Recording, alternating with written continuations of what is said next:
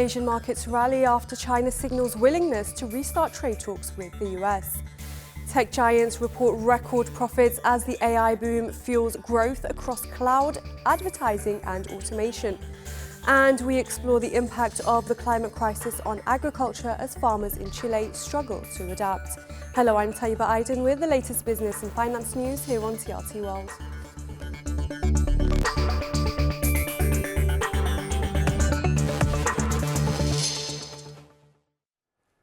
Asian markets mostly rose on Friday following Wall Street gains as China said it was considering trade talks with the US. Hong Kong markets led gains in the region with the Hang Seng up 1.74%, while the Hang Seng Tech Index surged 3.45%. China's Commerce Ministry said the United States had repeatedly expressed its willingness to negotiate on tariffs and that Beijing's door is open for talks. It comes after several conflicting statements from the Trump administration and the Chinese leadership on whether talks were underway. Earlier this year, US President Donald Trump slapped tariffs of 145% on imported Chinese goods, prompting China to impose retaliatory levies of 125%. So far, both sides have granted exemptions on certain critical products. The climate crisis isn't just melting glaciers and fueling wildfires, it's quietly transforming how the world grows its food. With rising temperatures, erratic rainfall and growing water scarcity, the global agriculture industry is being forced to evolve. One case from Chile shows how even the most water-intensive crop can adapt. Omar Bakalola reports. A single kilogram of rice can require up to 2,500 liters of water when grown the traditional way. But in Chile, where water has become increasingly scarce, that method is no longer viable. For more than a decade, drought has plagued the South American country, affecting ecosystems, water supply, and agriculture. Farmers are increasingly facing less water availability, and the same is happening around the world. Many of the regions where a large portion of the rice consumed today is produced are experiencing drought. The way to produce the rice of the future will have to follow this path. To meet this challenge, scientists have developed a new rice strain. It's a hybrid between a local Chilean seed and hardy Russian variety, known for thriving in cooler, drier conditions. Rice cultivation has always been done under flooded conditions. Basically, as I say, the older folks in the countryside were used to flooding, whether for reasons like weed control, temperature regulation, or simply out of convenience. Making such a drastic change, shifting rice to irrigation, is essentially a historic milestone, a historic step toward the future. Instead of keeping fields permanently submerged, farmers are now using intermittent irrigation, watering only when needed. This has helped farmers to slash water use by half while boosting yields. Each seed now yields up to 30 plants, nearly 10 times more than traditional varieties. It's the future, and we have to cultivate rice without flooding if we want a better well-being for ourselves, ensure food security, and care for the environment. This is the way. Feeding the planet has never been easy, and it's only getting harder. From extreme heat to prolonged droughts, global agricultural productivity has dropped by 21% since 1961. According to the United Nations, the world's population is projected to cross the 10 billion mark by the mid-2080s. To keep up, farmers will need to produce at least 25% more food than they do today. With global rice consumption on the rise and drought affecting many top-producing countries, Chile's innovation could be a game changer. Trials are now being planned in Brazil, and experts believe the technique could be adapted across Asia and Africa. In the race to feed a warming planet, climate-smart farming may be agriculture's most important harvest yet. Omar Bakalola, TRT World.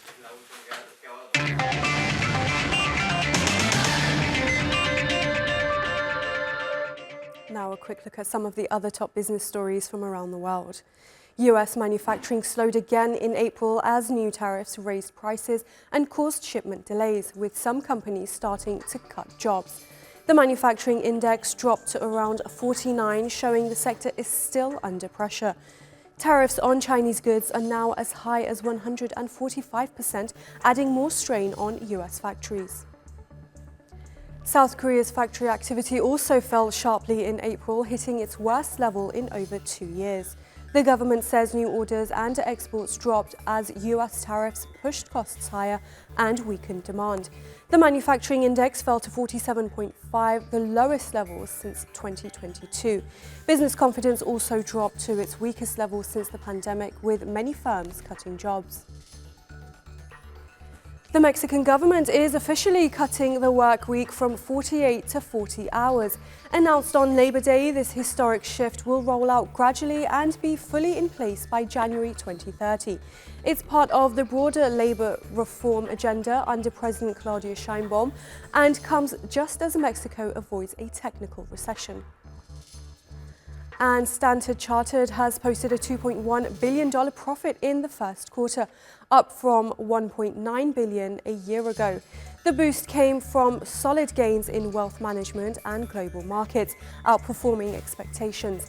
And while trade tensions loom, the full impact of US tariffs hasn't yet hit, giving investors a bit of breathing room for now. Let's go back to the markets now and speak with Farah Murad, Senior Market Analyst at Equity Group. Now, Farah, with China now open to trade talks, could this finally ease tensions and bring stability to the markets?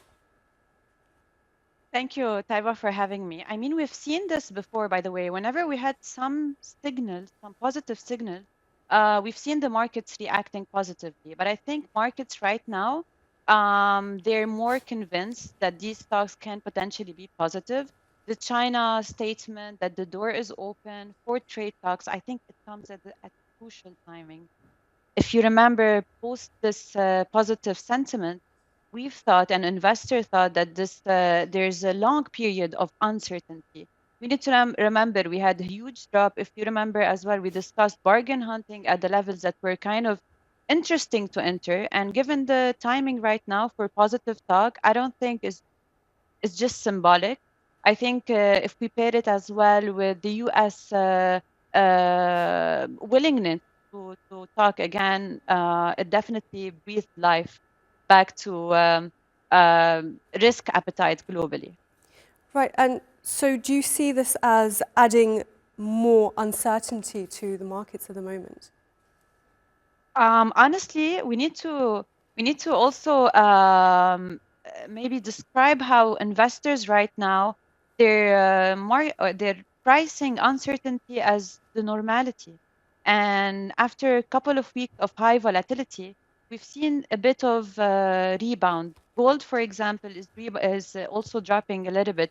So I'm not really sure if uncertainty right now is the major fear that we have, given that we have strong earnings coming from the US stock market, especially in the tech sector. So I think uncertainty is also going back to the background. The highlight at the moment is the earnings season, how resilient these companies are showing the previous quarter, and at the same time, the positive signals we're getting from both China and the US. Right, and you mentioned the resilience in US tech stocks, but what about Asian tech stocks? How are they preparing for this, and how are they aiming to stay resilient? We've seen some signals. Definitely, there's two ways. The first, maybe clear signal that's supporting the sentiment globally and in Asian market, not only the US, is that the earnings season shows really good numbers. But at the same time, they all switch to a hedging strategy as well.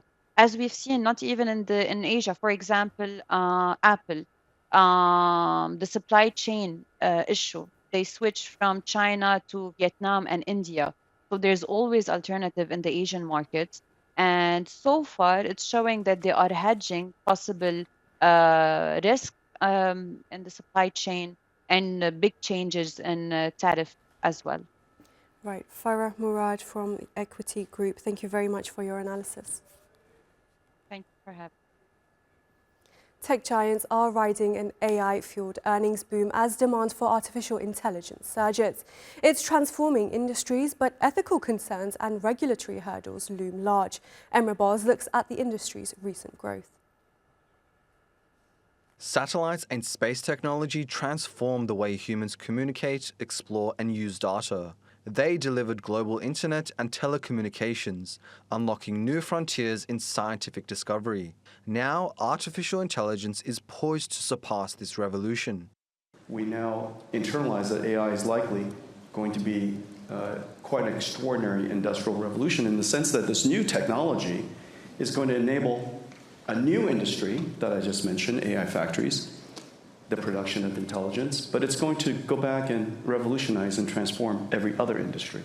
And so all of these tokens are going to go into healthcare and education. AI is driving automation in areas like manufacturing and logistics, helping cut costs and boost productivity. And many tech giants are enjoying a surge in profits from AI chips and AI-driven platforms such as ChatGPT. Microsoft posted strong quarterly growth. It saw net income go up 18% to $25.8 billion. The growth was largely thanks to rising sales in its Azure cloud computing business. Meta's earnings exceeded expectations with first quarter net profits up 35% year-on-year to $16.6 billion. It was driven by AI-enhanced advertising tools, the company's core revenue source. Apple also reported growing earnings with its first quarter revenue up 5% year-on-year to $95.4 billion. And Amazon saw overall sales up 9%, with net profits rising 64% to $17.1 billion. But AI's rise brings significant challenges. The technology is still in its early stages, with ethical issues like privacy violations and surveillance causing concern. The wave that we're in now is where you now have AIs that can understand, it can generate, but as you know, intelligence requires us to solve problems and recognize conditions that we've never seen before. And the way we do that is we use reasoning. We apply rules and laws and principles that we've learned in the past, and we break the problem down step by step by step. For others, though, regulation is urgently required. The EU is leading with its AI Act, due to come into effect in August. The bloc hopes to mitigate risks and safeguard data privacy. Whatever the path forward, the technology is, for now at least, raking in massive profits for big tech. Emre Boz, TRT World. Let's get more on this now with Louis Napolitani, founder and CEO of entertainment app Motley. Thanks for being with us, Louis. Now, big tech has posted some solid gains. Do you think this is just the beginning of a longer boom? Yeah, thanks for having me. And the big tech giants, they're certainly the ones in the position for it to be a longer term boom for them. You know, they're the ones that are shaping the path, but there's lots of factors to take into account. As you just saw with the likes of Microsoft and Apple, the huge gains that they've got going on. Meta, their capital expenditure has risen from 64 billion to 72 billion. So they're expecting these to be big gains, but there's lots of different factors that you've got to take into play. You know, economics, trade policies, AI initiatives, and there's obviously concerns when it comes to things like, you know, the trade policies dependent on the different territories and how that works globally. And, you know, whether or not the sustainability of AI growth is possible. So, yes, it could be a longer term boom, but there are lots of factors that need to be taken into account. And how do you see the future of AI affecting lifestyle choices? Well, I think we're going to see a huge shift. In fact, I think this is where we're going to see the biggest movement in AI. We're going to move from utility-based search, utility-based AI tools, through to intention-based. It's all going to be about behavior, understanding what people like, when they like it, the environment, the context. You know, people are going to start choosing what they want to do, engaging digitally with the things that they love, based on tools, hyper-personalization that actually understands the behavior of each of us as individuals and collectives within societies and different cultures. And it's the tools around behavioral-driven engines and AI technology that we're going to see really move us into the next stage. Right, and how far can AI go in transforming vital industries like healthcare, education or logistics, and what is currently holding it back?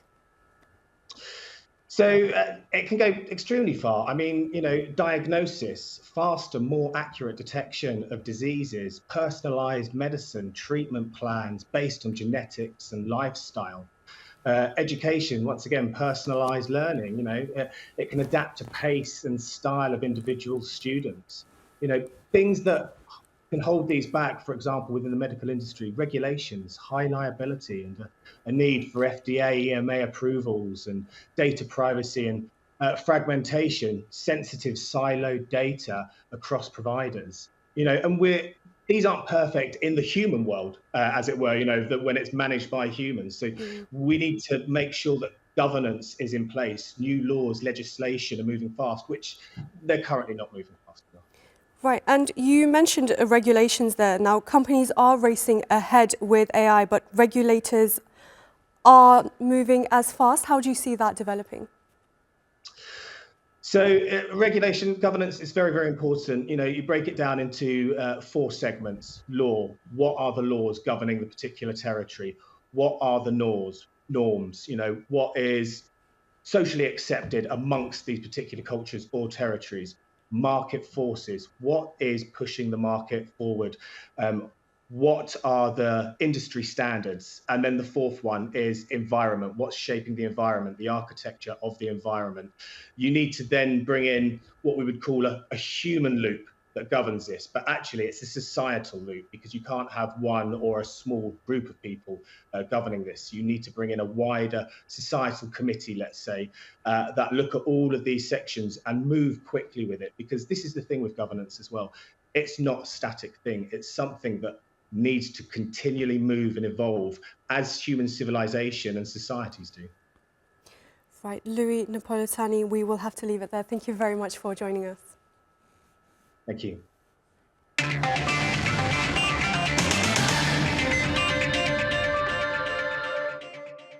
In Syria's shifting economic landscape, one thing that's remained constant is bread. Once a simple daily necessity, it's now become a powerful symbol of survival. As living costs soar and supply chains dwindle, families are now living off crumbs. TRT World's Noor Kormosh reports from Damascus. Every morning, long queues from outside Damascus bakeries. Men, women and children wait patiently, often for hours, just to secure their daily bread. The bread line here has become a daily ritual, a reflection of the country's struggle.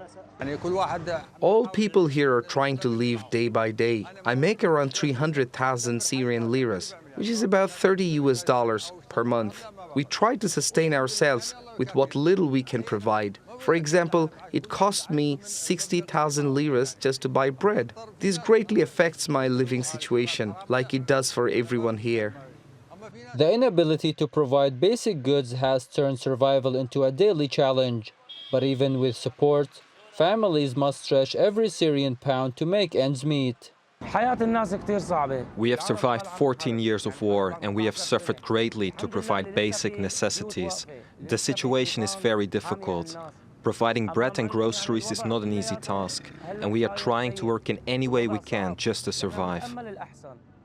Bakeries across the capital are striving to meet demand. War damage and economic strain have pushed many out of operation, forcing the few remaining ones to work beyond capacity. Pressure on our bakeries has increased, as many bakeries in this city are out of order due to the war. We work hard to provide bread to people, even though it's very crowded. The new government is supporting the provision of bread. Although the cost of one bread pack is 7,500 Syrian liras, we sell it for 4,000 liras after government support. The situation of bakeries in Damascus is leading efforts to restore broken supply chains, but it faces major obstacles, especially when it comes to securing parts and equipment. There are 29 bakeries in the city of Damascus, but most of them are currently out of order. We are working to restore the functionality of these bakeries to relieve pressure on the ones that are still operating. The Institution of Bakeries is also working on providing additional logistical support to enhance performance. However, we are facing difficulties in obtaining these logistics due to international sanctions. Despite these challenges, we are doing everything possible to improve the situation. Despite mounting challenges, People say they hope these dark days will eventually bring a brighter tomorrow. The bread line here is more than a queue. It's a testament to resilience in a country marked by crisis. As Syrians navigate deepening economic challenges and shrinking options, the struggle to secure daily necessities remains a journey they hope will one day become easier. Nakamar TRT World, Damascus, Syria. Over 800,000 children in Kenya are severely malnourished, according to the government. But an aid organization has come up with a low-tech but highly effective way to help thousands of kids in the slums. Victoria Amunga reports from Nairobi. Nutritionist Esther Opana attends to dozens of children in Kenya's Kibra slum. Opana assesses whether the little ones have put on weight. We have classification. So that will tell if the baby's weight for age is underweight or severe underweight, or the child is stunted. So from there, if the child is found to be underweight, we have to sit the mother down and have a discussion. Child malnutrition is common in this slum, Opana says, because many parents can't afford to feed their youngsters properly, so her organization is training mothers and caregivers to create healthy meals for less than $1 using low-cost ingredients available from local markets. How old are you? Faustine Akinye has 3 children, and when her family lost their only source of income in 2020, her second child began to suffer malnutrition. My son was very weak. Yeah. He was weak, he was diarrheaing, things of that kind. So when I talked to the health workers, they came for my rescue. To help combat malnutrition, Kenya has begun producing fortified foods, including edible oils, by adding minerals like vitamins, which officials say are key to feeding children. We are talking about rice, maize, wheat, sorghum, and some beans. So these are what we call the critical cereal crops the country is consuming. So we are talking about 90% is what the country is consuming.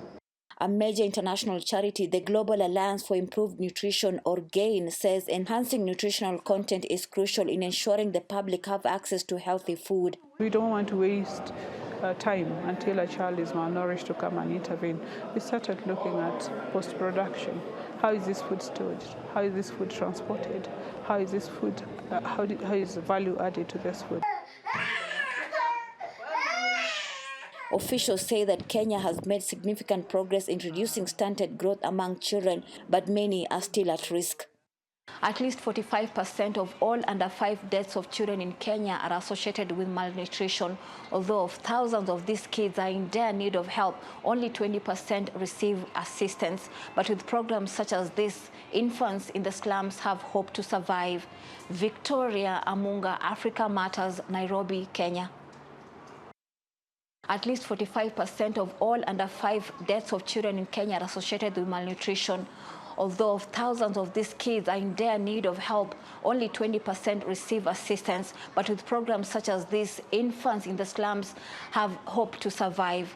Victoria Amunga, TRT World, Nairobi, Kenya. The world's car makers have gathered in China for this year's Auto Shanghai. It's no surprise that Chinese cars are dominating the event, with electric vehicles making the most noise. But the Europeans are also making headway. Punai Nishasta reports. Car makers from around the world have come to Shanghai, hoping to compete with Chinese firms that now dominate the electric car industry. China is in a leading position in electrification and intelligence. If our products can be favorable to Chinese customers, they will surely be favorites in the global markets. Nearly 1,000 companies from over 20 countries are in Shanghai, with over 100 new cars being shown for the very first time. AI innovations are being demonstrated alongside fast-charging systems and revolutionary electric vehicle batteries. Almost every brand is considering electrification, artificial intelligence, autonomous driving, and one really interesting phenomenon. We are switching from driving experience to mobility experience. As competition hots up in EV markets, Chinese brands are extending their lead. They accounted for nearly 60% of global sales last year. Chinese brands must be rooted on the earth of China and raise tides in the world. Beijing has been leading the EV arena, despite facing harsh tariffs imposed by both the European Union and the Trump administration. EU imposed up to 45% tariffs on Chinese-built EVs last October, while the US announced 100% tariffs. If we look at history, tariffs have never been able to stop the rise of new technologies or emerging companies. So for us, the priority should be to develop a long-term strategy and avoid unrealistic expectations of rapid short-term growth. Patience is key. Once dominant in China, European car makers are now launching full-scale charm offensives to woo back drivers they'd lost in the world's largest car market. Mercedes-Benz, Volkswagen, Audi and BMW are all keen to show off their new models. We want to catch up with the NEVs, with the new models to come. By 2027, we will bring over 40 new models to the market, and 20 of them are new electric vehicles. Audi is launching new EVs specifically tailored for the Chinese market, going so far as to rebrand itself in China using the 4 capital letters to replace of the brand's iconic 4 rings. We see also the strong transition to electrification, but we will introduce with our partner FAW the Q6L and the A6L e-tron models as new energy vehicles, and will, with the 4-letter brand, bring 3 new NEV vehicles in the next 3 years to the market. More brands than ever have been showing off in Shanghai, as China becomes both a market to aspire to and a showcase for the latest technology and the designs of the future. Panay Nishasta, TRT World. Well, that's all your business news for now. Thanks for watching.